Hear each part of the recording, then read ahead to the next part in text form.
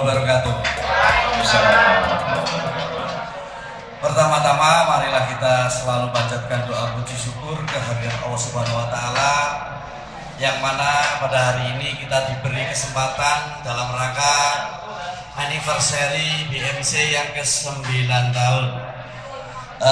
Semoga jaya, sukses, solid dan berkah anggotanya. Amin. Amin. Amin.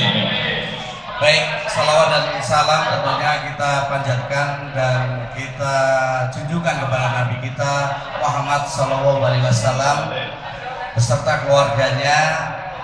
Dan tentunya yang pertama kami ucapkan dulu selamat datang buat teman-teman BMC dan simpatisannya.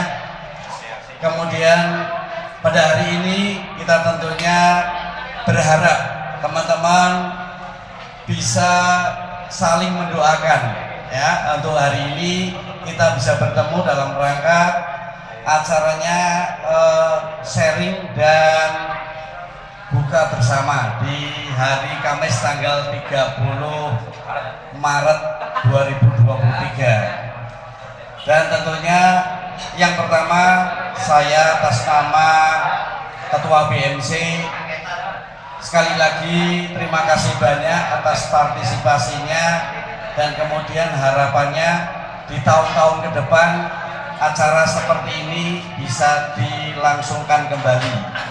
Amin ya rabbal alamin. Baik, nanti setelah ini kita akan mohonkan sepatah dua buah kata dari Mbah Broto sesepuh kita, dan nanti bisa dilanjut sharing. Kemudian ada tausiah yang akan disampaikan oleh Al Ustadz Pak Angga. Demikian dari saya. Terima kasih.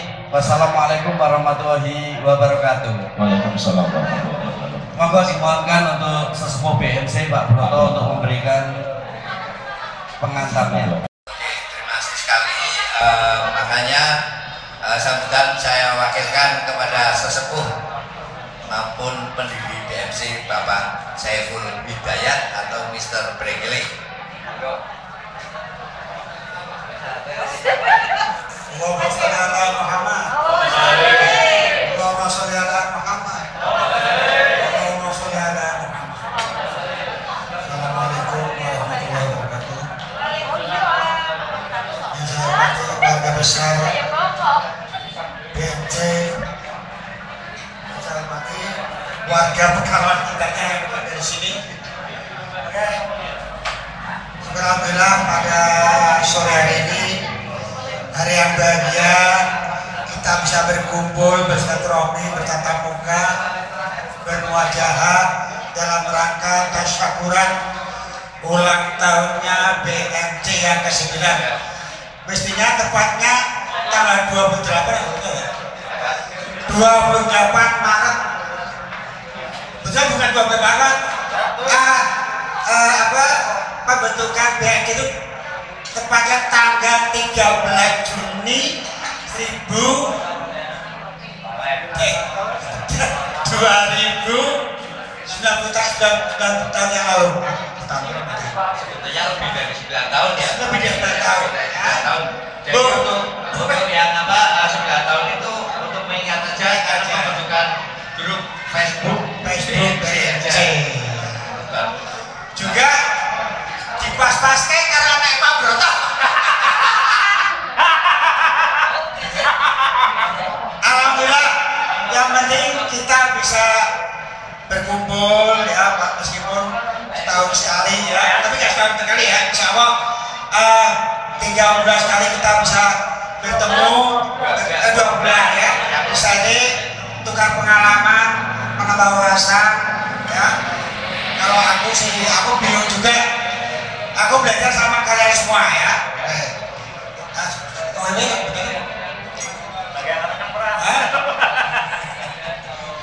oke, kira cukup sekian sampai dari sedikit saya. Kita lanjutkan Pak Broto kembali. Terima kasih Bapak Saiful yang berkenan pendiri BMC juga. Meskipun ada beberapa pendiri yang nggak hadir ya. Oh ya, sebenarnya kita undang ini rencana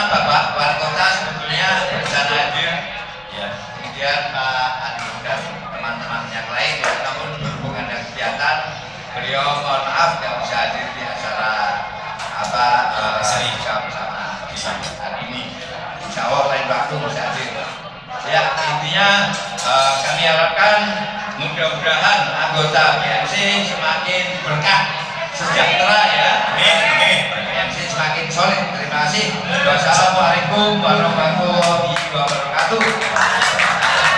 Terima kasih sesepuh BMC, ada Pak Broto dan juga Mr. Rikili. Ya, terima kasih. Terus Ya, sekarang untuk semuanya, BMC Sapori, Sapori, Sapori, Sapori. terima kasih. Lemas dan nyokok. Ya, Karena ini waktunya sudah jam 17.30, monggo yang terhormat Kang Ustadz Bapak Angga SPDI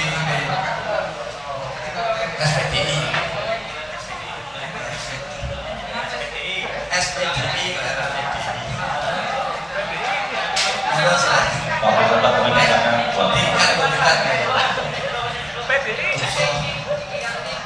Assalamualaikum warahmatullahi wabarakatuh.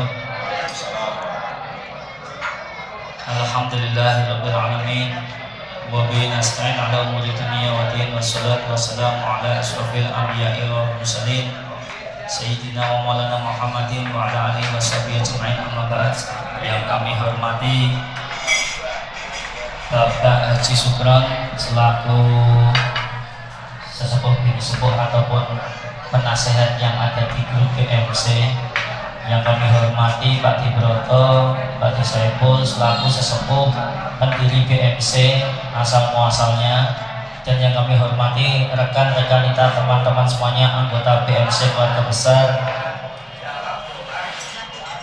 Juga tidak lupa teman-teman dari anggota PRC yang sebagian juga sudah hadir membawa keluarganya.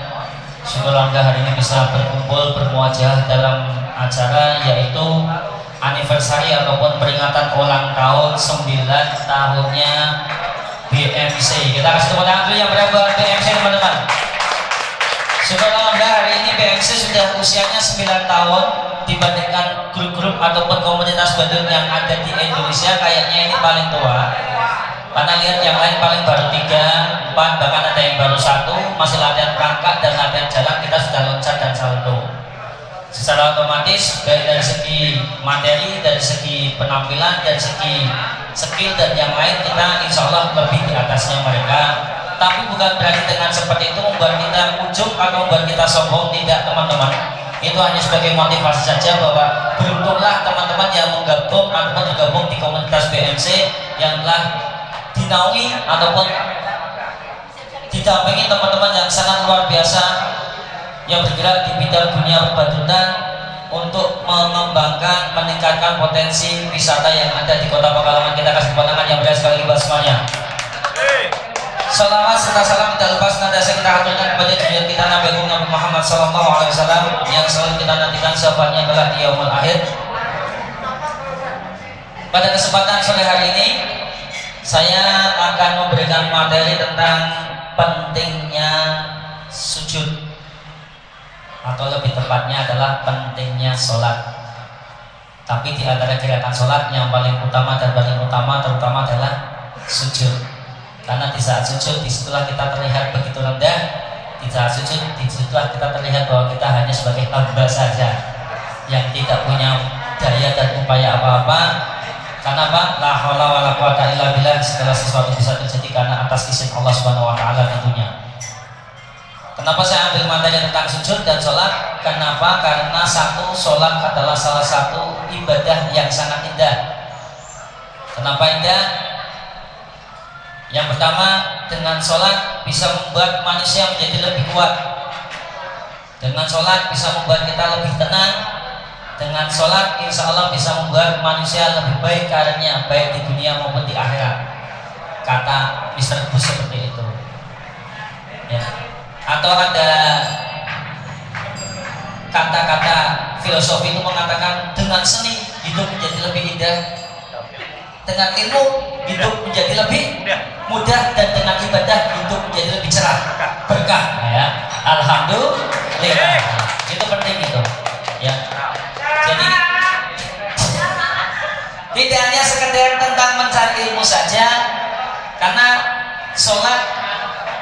adalah tiang-tiang agama, sehingga yang membedakan kita dengan makhluk-makhluk ciptaan Allah yang lain adalah tentang ibadah sholat. Ibadah yang lain,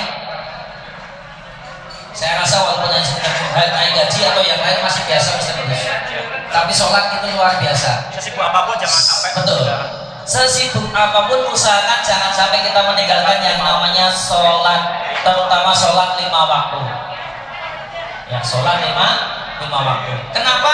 Karena itu dipakai orang Cina, Pak Di. Iya, jenengan tidak percaya? Orang Cina itu walaupun yang tidak beragama Islam ya, karena Cina juga ada yang beragama Islam. Cina yang non Islam itu menggunakan filosofi kita sholat untuk bisnisnya dan sukses. Sekarang orang Indonesia paling kaya di Indonesia, bahkan di dunia. Apa? Ji Samsung. Rokok 2, 3, 4. Kenapa kalau rokok tidak dimulai dari angka 1 padahal hitungan 1? Tapi orang Cina buat rokok 2, 3, 4. Itu filosofinya tinggi kalau panjenengan bisa lihat. 2 itu maksudnya 2 rakaat sholat subuh.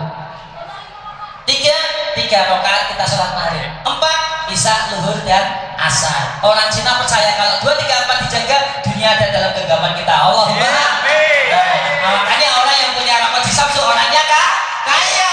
Karena walaupun tidak melaksanakan ibadah sholatnya, tapi beliau meyakini 2, 3, 4 yang dilakukan temenan sugih. Dia sugih temenan. Dia buktinya yang dirokok orang apa ya enggak? Ya dua ngarep kono. Mitra peluntung sigaret MPS panjang sugih om gondok. Sing kerja Mbak Ayuku, Pak Deku makan coba kelintingi. Sing duwe turu telon karo bojone. Sugih. Ya. Jadi 2, 3, 4 dipakai prinsip hidup kaya. Ya. Yang kedua, sujud itu nanti akan jadi kenangan terindah kita saat kita dipanggil sama Allah. Contoh, ya dalam Gusti sholat terawih, sholat. Karena yang ditanyai bukan haji tidak, orang usung haji. Nyono saya walaupun di sini ada haji. Zakat orang usung zakat. Tanyanya sholat. Karena kalau sholatnya benar, yang lainnya benar. Tinggal mengikuti. Tiket utamanya, stempelnya masuk surga itu sholat. Makanya saya berharap kepada teman-teman BMC, kalau memang ingin BMC lebih maju, memang ingin BMC lebih jaya, BMC lebih bisa terkoordinir dengan baik, ayo bareng-bareng kita lakukan sholat. Kenapa? Karena kalau sholat saja terhadap zat yang kita tidak lihat, kita patut dan taat. Omongnya ini ada ketua nih. Ketua siapa? Bapak Mr. Billy. Kudune wedi wong ketok. Wong sing ora ketok wedi ini. Makanya orang Jawa itu punya ibadah yang sangat luar biasa. Kenapa luar biasa? Tidak terlihat saja, betul-betul dilaksanakan dengan sungguh-sungguh, yaitu sholat. Tuhannya tidak terlihat, betul kan? Tapi melaksanakan keimanan teman betul-betul dengan sungguh-sungguh, tanpa ada keraguan di dalamnya. Itu yang membedakan kita dengan makhluk yang lain. Kita dikasih kelebihan untuk melaksanakan ibadah sholat. Saking pentingnya sholat sampai perintah sholat, maaf, tidak diturunkan kepada Nabi Muhammad melalui perantara. Yang lain melalui perantara. Haji turun ayat, zakat turun ayat, puasa turun ayat, sholat tidak turun ayat. Nabi Muhammad dijak piknik dewe Mas Tommy. Peristiwanya namanya kegiatan Isra Mi'raj. Langsung dipanggil ke sana. Ini yang membedakan Nabi kita beda dengan yang lain. Yang lain langsung didatangi. Nabi Musa ketemu Gusti Allah, betul ya? Di salah satu bukit. Nabi Muhammad ojo yang pengen ketemu dewe. Iki titah sing ora sembarangan, kudu langsung tak sampaikan. Orang kena jari-jari. Makanya Nabi Muhammad diajak kegiatan namanya peristiwa Isra wal Mi'raj. Ya, naik buruk kalau panjenengan dulu pelajaran kecil seperti itu. Nah, di sana dapat perintah tentang sholat yang pertama 50 waktu. Turun jenjang 5 candai 5. Disingkat Islam Pak Billy. Mulanya agama kita Islam berasal dari kalimat Islam yang artinya perdamaian. Islam isaan, subuhan, luhuran, asaran, maghriban. Jadi nek wong Islam kudu jaga 5 waktu tulisan kuwi. Nek sedekah maghrib itu berarti agamane M. Surah kepesubuhan tak berarti agamanya S. Makanya benar kanjeng Nabi, besok akan ada umat saya yang terbagi terpecah belah. Benar, diantaranya Pak Luki agama S, agama Iko.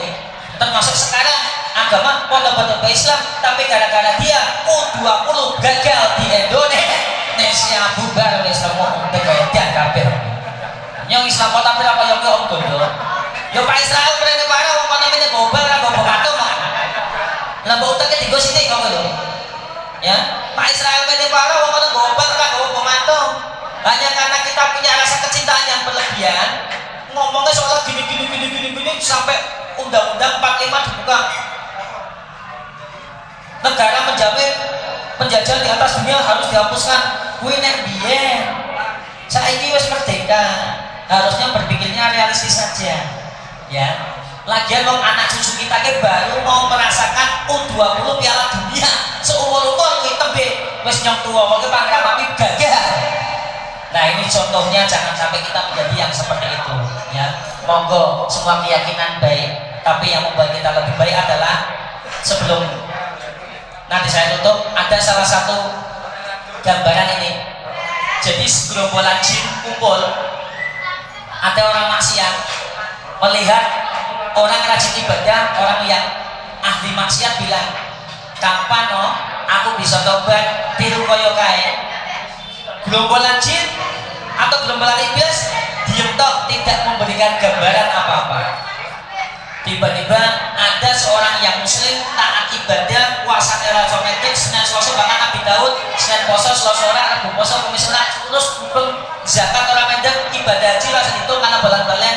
Tiba-tiba dia bilang, lah kayak wayang Jumat tok nyontok tok nek arep wong ora bener kok kae traweh malah nyontok di jopo. Iblis senyum.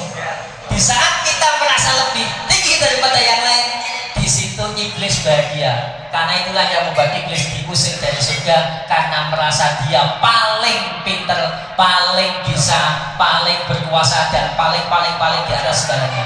Makanya saya mohon sama teman-teman yang lain yang ada di sini, saudara BMC, hindarkan perasaan paling.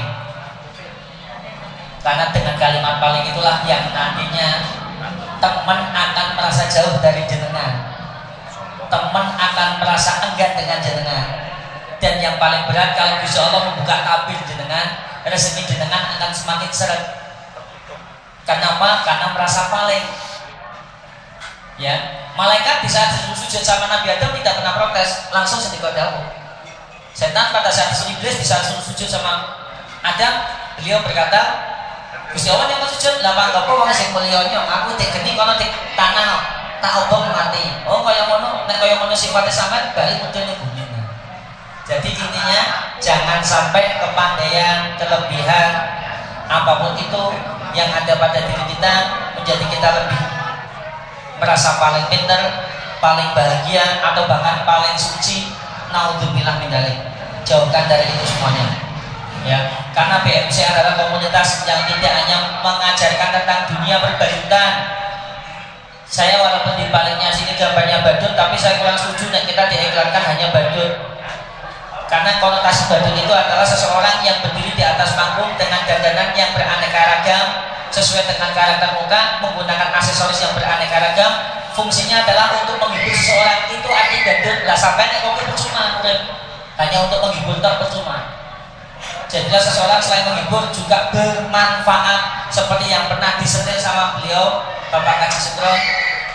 Sampaikanlah satu ayat, karena itu nanti akan berkesan bagi anak cucu kita. Kenapa? Karena ada hadis yang mengatakan apabila anak cucu Anda meninggal dunia maka terputuslah semua amalannya kecuali 3 hal. Yang pertama, sedekah jariyah, sedekah jariyah. Yang kedua, ilmu yang bermanfaat. Yang ketiga, doa anak yang soleh dan soleha. Nah, harapan saya di saat kita menjadi badut, ayo mulai sekarang label kita adalah badut yang edukasi dan religi. Jadi ada sisipan edukasinya, ada religi di dalamnya. Harapannya dari sekian banyak anak yang hadir bisa mendengarkan panjenengan, kok lebu mas, kok pas ke. Contoh kalau panjenengan lihat, tahu yang teman-teman yang onak, sing tampangnya akeh artis sama stand up comedy sejenis apa kayak sini didatangi Bir Jafar Islamnya waktu Islam. Ayo kita jadi seperti itu, penyebar kebaikan walaupun hanya 1 ayat, tidak perlu molat-molat. Karena anak kecil diterangkan molat kalau orang lembur buku Siti baik tapi seperti oh anak apa yang bisa bisa. Harapannya seperti itu, karena itu pun yang diamankan beliau Pak Haji Sutron kepada saya, nek bisa kaya kuwi kanca-kanca BMC angga insyaallah Pak Haji yuk saring-saring. Makanya ada kegiatan kayak gini beneran. Saya sebenarnya disuruh jadi pengisi acara kultum itu tidak tepat, karena ada beliau Pak Haji Sutron, Mas Dana Kaji, ada Pak Di Broto, ada Om Gondo, tidak ucaplin kayaknya kena mubalik ada cengkimi ragu dongeng yang lebih ngerti dibandingkan saya, tapi karena saya punya visi-visi yang harus saya sampaikan, saya ambil. Kapan lagi nek tidak saat ini. Tujuan saya bukan membuli Mr. Gus ya. Saya hanya ingin belajar untuk mengingatkan diri saya sendiri. Syukur-syukur teman-teman mau mengikuti dan mau bekerja sama. Ya, harapannya itu. Di bulan ibadah suci Ramadan tahun ini semoga keimanan, ketakwaan, kesolehan senantiasa melekat pada diri kita, dan kelak setelah habis kegiatan Ramadan jangan sampai kita berubah. Puasa ini materi ke bulan nek dinggo iso sukses. Ojo poso kaya ulo Mas Bolang kok. Poso ki dibagi loro, satu posone ulo, loro posone kupu-kupu. Nek bisa, kalau bisa manusia itu jadi puasanya jangan seperti ular. Kenapa seperti ular? Ular makannya daging, kodok, segala macam lah. Berbisa, ada yang tidak. Kita bahas yang berbisa. Itu ibaratnya manusia, makannya sing elek-elek. Berbisa tutur katanya kadang nyakiti perasaan wong liya. Setelah makan, ular itu akan puasa 3 hari sampai seminggu godok, tergantung ularnya. Semakin besar ularnya, dia mampu menahan. Karena apa? Di dalam pelajaran IPA, ular mempunyai sistem pencernaan paling jelek, sehingga tidak bisa mengubah makanan seperti manusia. Sebab orang di gigi bidaham, nek mangan dilek langsung. Sehingga ini gandel itu gede. Kandani busuk-busuk, manis hancur, nggak kembilang jadi kotoran. Jadi setelah makan, dia akan berhenti tidak makan 3 sampai 1 minggu. Berarti poso. Bayangke, nek ana wong Islam ngaku Islam poso sino kok kesel mati, kalah karo ulo. Ulo mangan sino ping seminggu. Tapi setelah keluar, apa yang terjadi? Posone rampung, isi untuk berbisa. Ya kan? Contoh lempok gabar mangan, metu rampung, ya isi untuk berbisa. Bagus mangan isi untuk daging. Maksudnya apa? Jangan sampai puasa kita kayak ular. Selama poso miso dijogo, selama poso tutulnya dijogo, selama poso tinggal aku dijogo, mata dijogo. Bar poso kok balik meneh mone suka rasa poso. Karena tujuannya poso itu yang tadinya buruk setelah puasa jadi baik. Hijrah materi yang benar. Jadilah anak-anak atau adik atau umum semuanya seperti puasanya kupu-kupu. Pada saat kupu-kupu lahir, yang pertama bentuknya telur. Setelah telur jadinya ular. Ular adalah binatang yang sangat menjijikan. Saking menjijikannya, jangankan orang tua, tekan bocah cilik yang tempel ular diduren kabeh wae. Dan ular adalah binatang yang rakus. Semua daun habis dimakan. Godong gedang entek, godong gandul entek, padahal godong gandul lagune ngono. Godong gandul pahit bocah gandul nyengit, tapi aku nanti go Pak Wayu ya. Makan apa saja, daun apa aja dimakan habis. Tapi dia ingin berubah jadi terbaik, melakukan poso. Poso berapa namanya? Lepomloh. Mendek 5 dino, 7 dino lamangan. Setelah keluar jadilah kupu. Sing mau nemak ame godhong caca-caca nempel ning kulit wong gatel-gatel, setelah jadi kupu diadai apa dipeteki omongan. Dipeteki sampai Jawa itu ditangkap nganggo saring, tujuannya apa? Iya apik saya apik sing wani dibenci wong diparani wong rono mrene. Bener kok Bos? Bahkan setelah keluar makanannya berubah, yang tadinya rakus makan daun apa saja habis, setelah jadi kupu-kupu dia hanya mau ngambil yang manis-manis saja, nektar. Ngambil mati, bener kok Bos? Maksudnya ayolah kita jadi manusia seperti itu. Puasa kita dididik untuk menahan lapar, dahaga, ya, terlebih menahan hawa nafsu. Harapannya setelah selesai puasa itu masih berlangsung minimal 1 tahun ke depan sampai kita diparingi kesehatan, panjang umurnya, bisa menangi kegiatan ibadah bulan suci Ramadan tahun depan lagi. Allahumma amin. Jadi tidak ada hal yang berubah jelek, tapi hal yang berubah lebih baik. Maksudnya cuma itu, karena waktunya sudah jam 17.45, sembari menunggu adzan maghrib, nanti kita lanjut ke pembagian terpres yang akan dibantu sama Mr. Gus. Sekali lagi dari saya atas nama pribadi memohon maaf yang sebesar-besarnya apabila mandu ataupun memberikan tausiah pada kesempatan sore hari ini terlanjur bicara sana sini. Intinya adalah jadikanlah momentum ibadah bulan suci Ramadan tahun ini adalah momentum spesial kita untuk lebih mendekatkan diri kita kepada Allah Subhanahu wa taala dan untuk selalu meningkatkan diri menjadi lebih baik dan lebih baik lagi. Amin ya rabbal. Sekian dari saya. Wassalamualaikum warahmatullahi wabarakatuh.